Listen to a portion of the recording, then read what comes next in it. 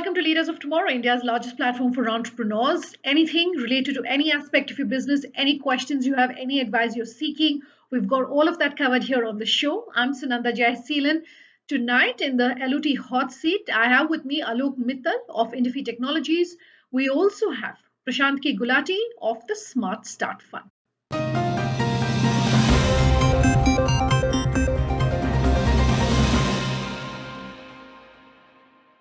Alok, so good having you here on the Leaders of Tomorrow with us. I want to start by talking about the announcement that you've made recently with PayU. Can you talk a little more about that? What that really means for an MSME and an SME who's watching today's interview? Absolutely. So we've done multiple things on the short rate availability. As you launched a product for SaaS companies in association with TIE Delhi NCR. That was an effort to make sure that SaaS companies, which have a fairly predictable stream of revenues, can advance their receivables by using this product. Right? We received more than 100 applications on that, a few dozen entrepreneurs who have benefited from that product. Then we looked at other situations where there is relatively high visibility of inbound cash flows. Cite the cash for that in 10 days or 15 days from now, because it will take time before those goods are delivered to the customers. Cash on delivery, collections happen, reconciliation at the marketplace happen, and then finally settlement to the merchant happens. However, once they have shipped the goods, there is fairly high degree of predictability to those cash flows.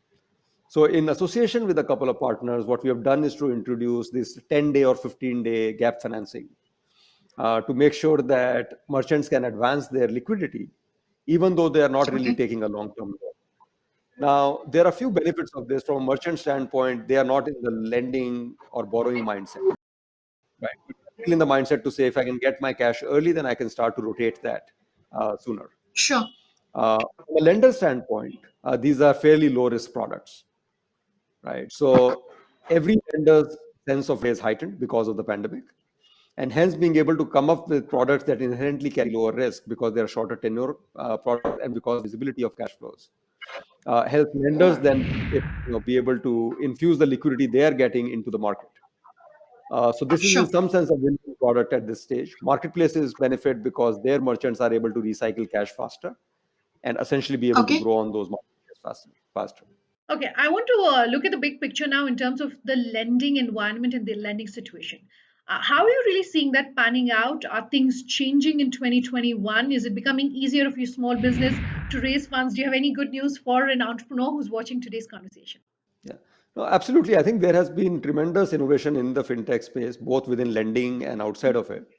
And there has been a phenomenal acceleration in the last 3 to 6 months. So on various digital metrics that we track with regards to our own processes, we have seen a jump of anywhere from 200 to 300% just within a space of 3 months. Whether it is electronic signatures, whether it is electronic debit mandates, whether it is waivers of physical investigations, all of those are not incrementally up. They are 2 to 3x better than what they were at the beginning of the COVID. So first piece for fintech entrepreneurs really is to be able to leverage those fully. In fact, push harder on that front because customers are willing to accept much more digital processing today than they were 6 months back.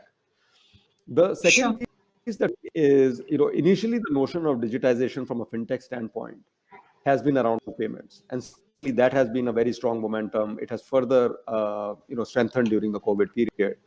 But there are several other elements of SME digitization that have come to the fore during the pandemic. Right? So, for example, we are seeing far greater adoption of ERP solutions during the pandemic. So, in fact, last month we launched one of our largest partnerships till date with Marg, which is an ERP system for retailers. To rely on the digital footprint that an ERP system offers rather than just a payment system offering. Right. So there are examples of other digitization levers kicking in. And a composite picture of those, right? If you can get a visibility of accounts through an ERP system and then the visibility of payments through the payment automation, then that combination becomes powerful. Just looking at the payment flows, which don't have any insight into what transaction really happened. Cybersecurity, data, privacy, data concerns, data protection, all of that has become major focus areas really for small businesses, as more and more of them are coming online and particularly doing the financial transactions online. Through this interview, do's and don'ts that you perhaps want them to keep in mind, something that you'd want them to keep in mind when it comes to protection of their data. How are things really changing, if at I think the pace of investments will continue to be strong in 2021. Um, I think the sectors will change. For example, that are relying more on end-to-end digital services in favor over sectors that have human intervention in between, and hence the possibility of disruption because of physical needs. all? For early stage entrepreneurs, the global markets are far more accessible because of these fully digital pathways. And hence, I would encourage early stage entrepreneurs to think global from day one, rather than confine themselves to the Indian market and then think of global as a 3 or 4 year roadmap. All right, Alok, 2021, what's it looking like? One thing that I do want to say is, entrepreneurship is on a fairly strong footing at this point in India. So, in spite of the pandemic, this would be one of my most active years as an angel investor, right? And I don't think that holds just for me. I think many of us have been excited about the quality of ideas and entrepreneurs that we have seen, and that keeps improving year on year. So, we must collectively keep on that journey, and we will see a stronger 2021 relative to 2020. I think one of the things that the pandemic and the last year's kind of disruption around people and markets has brought to the fore is the purpose behind entrepreneurship. And I think for a country like India, that purpose has to remain centered around the marginalized customers. It has to be centered around growth of jobs. It has to be around the health of the ecosystems. So I think we will see a more responsible brand of entrepreneurship emerge through our experiences over the last 6 to 12 Sure. months. And entrepreneurship that is far more closely aligned with growth of India as an overall economy, and with lifting every person and not just the dreams of 100,000 entrepreneurs. Alok Mittal, thanks for your time here on the show. Always a pleasure. Thank you. I'm going to take a quick break on that note. On the other side, I'm in conversation with PK Gulati of the SmartStart Fund as part of the entire series of interviews and conversations we're doing out of Dubai. We're back with that in just a moment. Just stay tuned.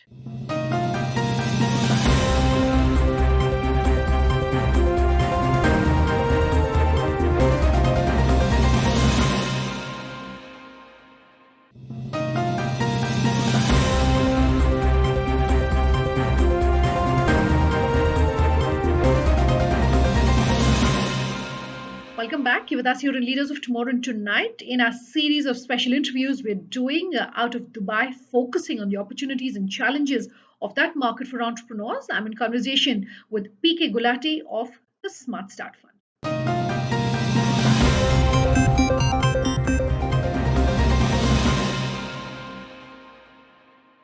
Thanks for your time here on the show, Mr. Gulati. You're someone who has multiple hats, innovator, entrepreneur, investor.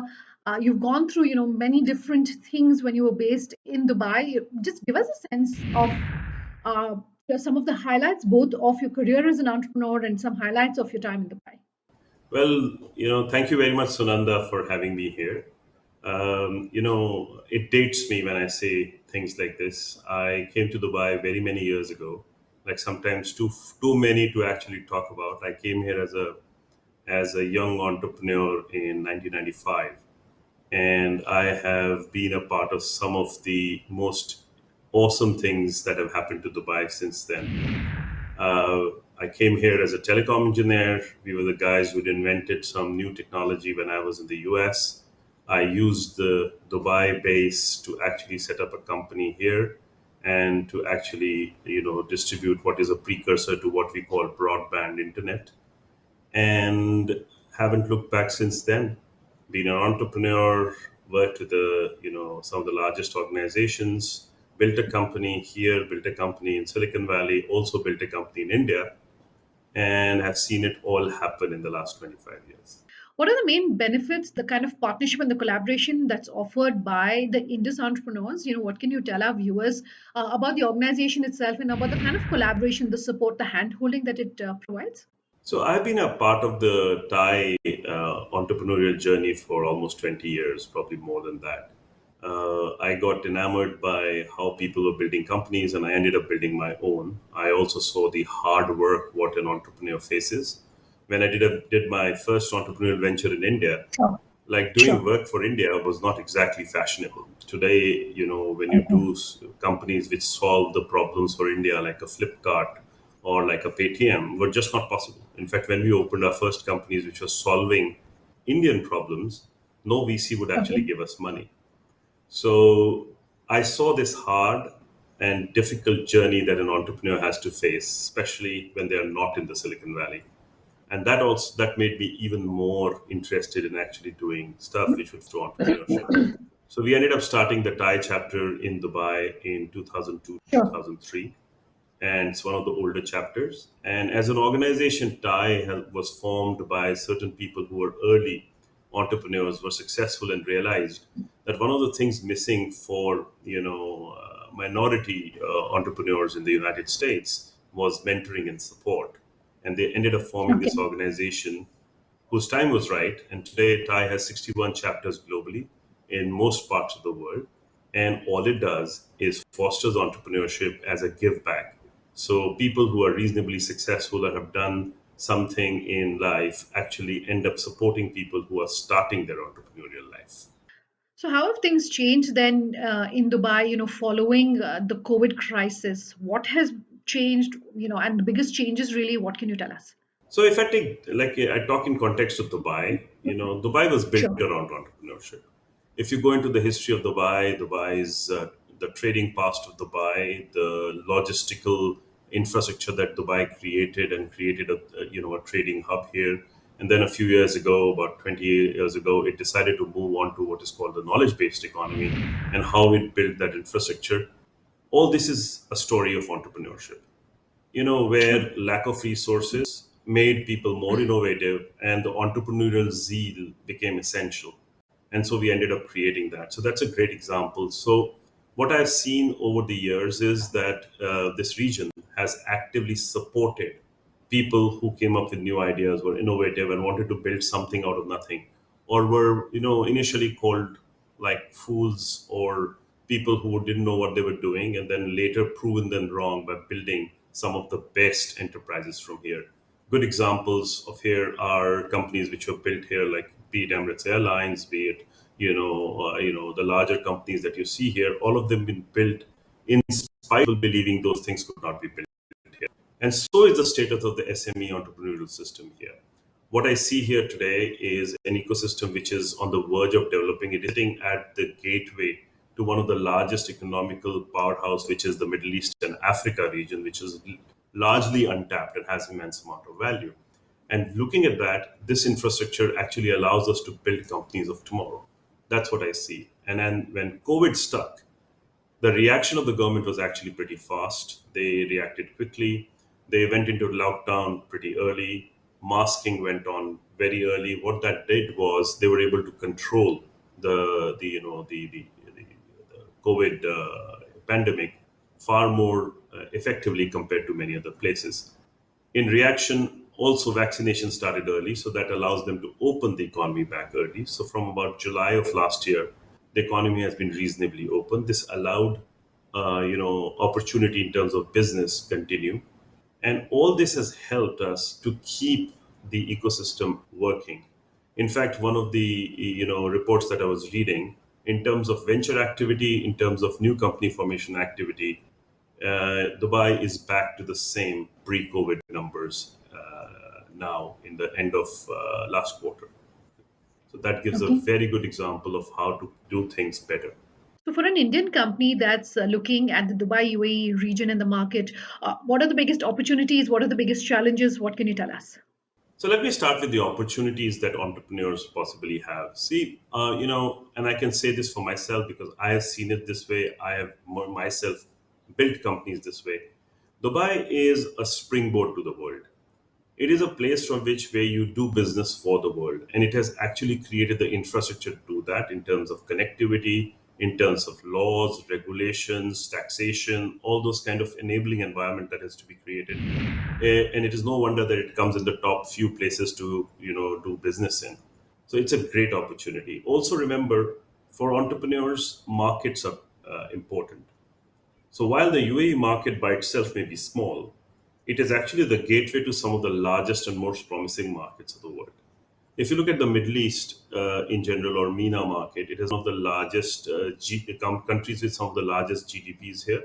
If you look at the total GDP of MENA, or MENA and Africa, which is the actual market that UAE or Dubai serves, that is almost equivalent to Europe.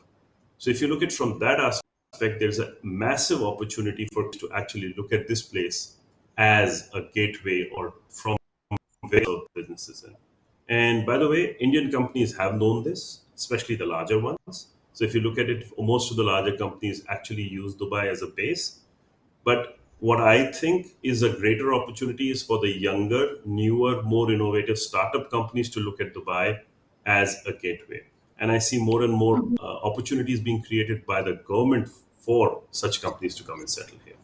So the strengths and the opportunities that you think that Indian companies can offer their Dubai counterparts, what would that be? The first and the most, I would think, obvious opportunity is for technology companies.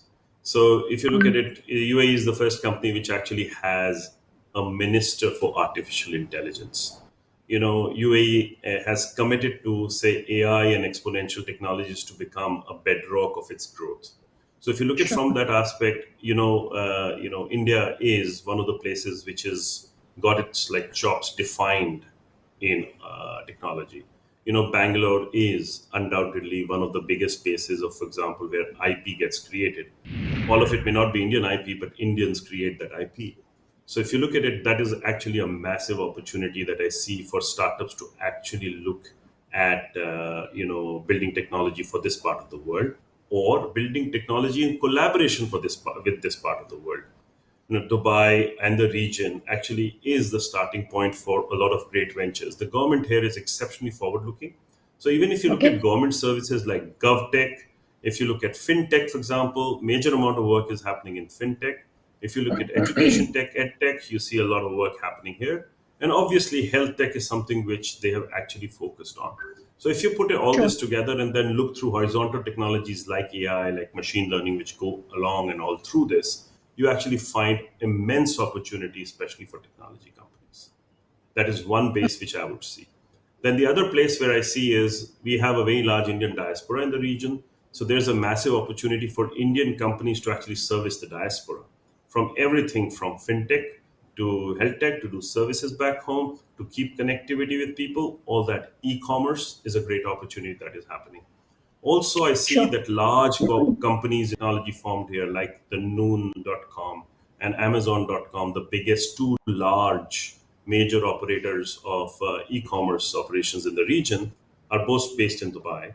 And both of them have large operations in India anyway, but they also have a massive Indian operation, in the sense a lot of Indians work here who have actually brought the knowledge from there, and they acquire small companies and acquire startups. So there's an opportunity for them to look at it from actually M&A point of view also.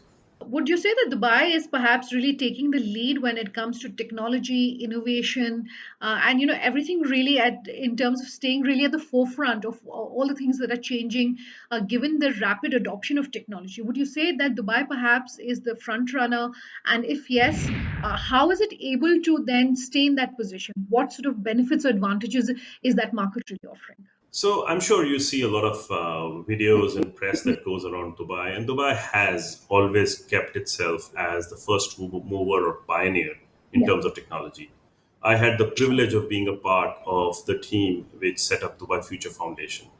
And the mandate for Dubai Okay. Future Foundation is to look for the future of Dubai. And one of the biggest things is to actually look at the best innovation globally, get them here, try them out. And so the whole city or the whole country actually behaves like a petri dish. It's a lab.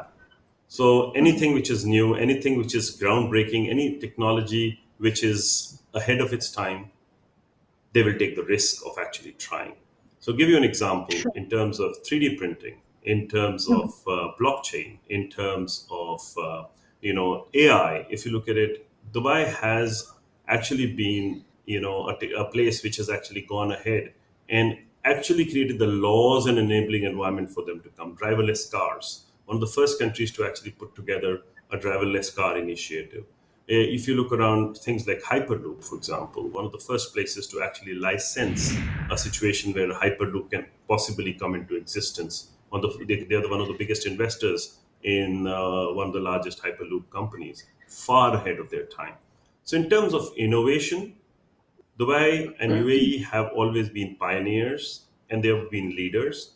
And they also believe in creating an environment which is enabling, which automatically gets other innovators to come and look at this place. And for that, they keep on creating enabling environments. Like, for example, Sure. long-term residence visas, for example, have just been launched, for innovative people. So they actually and actively are looking for people to enhance and keep ahead on innovation. All right, Prashant K Gulati, thank you so much for your time. Thank you. All right, that's all we have the time for tonight. But if you have any feedback for us, our contact details are on your screens as we speak. Thank you so much for watching. Have a good night.